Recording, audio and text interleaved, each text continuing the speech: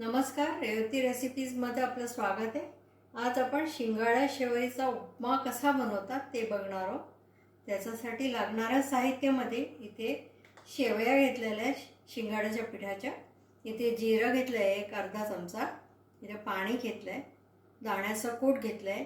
आवश्यकतेनुसार आपण कमी जास्त करूया। मिरची पण आपल्या चवीप्रमाणे जितकं तिखट कमी जास्त पाहिजे आपला त्या अनुसार घ्यायचं आहे। मी इथे एक मिरची घेतलेली आहे।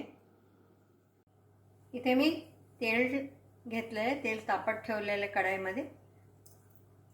आता इथे मी हे तेल तापलेलं आहे, शिंगाडा शेवई आपण टाकलेली आहे, वरनं तेल टाकत जायचं आहे आपल्याला आणि छान पहा मस्त फुलत आहे। शिंगाड्याच्या पिठाची शेवयाचे कोडे आपल्या तयार आहे। आता याला एका प्लेटमध्ये काढून घेऊया। इथे आपण शेवया ज्या घेतल्या त्या अशा तोडून घ्यायच्या, त्याचे छोटे छोटे असे चुरा करून पीसेस करून घ्यायचे। असा बारीक चुरा करून घेतलेला आहे, आपण शक्य जितका जमेल तितका चुरा करून घ्यायचा। इथे मी चहाच्या चमच्याने 2 चमचे तेल घातलेले आहे। आता याच्यामध्ये आपण जिरं घालूया। तेल तापलेलं आहे, मी आधीच कढई गॅसवर ठेवली होती। जिरं छान फुललं पाहिजे, नाहीतर ते दाताखालती येतं, चांगलं लागत नाही। जिरं छान फुलल्यानंतर ह्याच्यामध्ये मिरची घालायची आपल्याला। आता ह्याच्यामध्ये मीडियम वाटीभर मी पाणी घालते आहे। आता पाण्याला छान उकळी येऊ द्यायची आहे।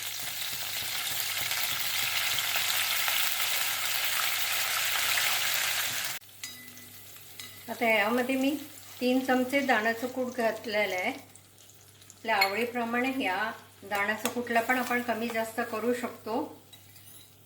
आता मी शेवया जे घेतलेल्या आहे, छोट्या वाटीने मी 1 वाटीभर शेवया घेतल्या आहे, त्या घालूया।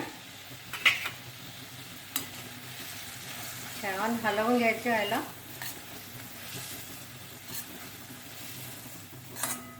आता मंद आचेवर आपण याला छान वाफवून घेऊया।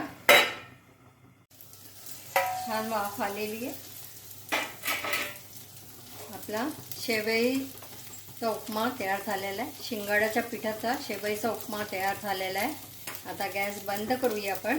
मी अगदी थोडासा केलेला दाखवायला।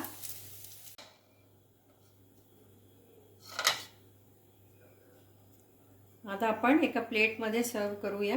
मी वाटीमध्ये काढून घेतलेलं आहे।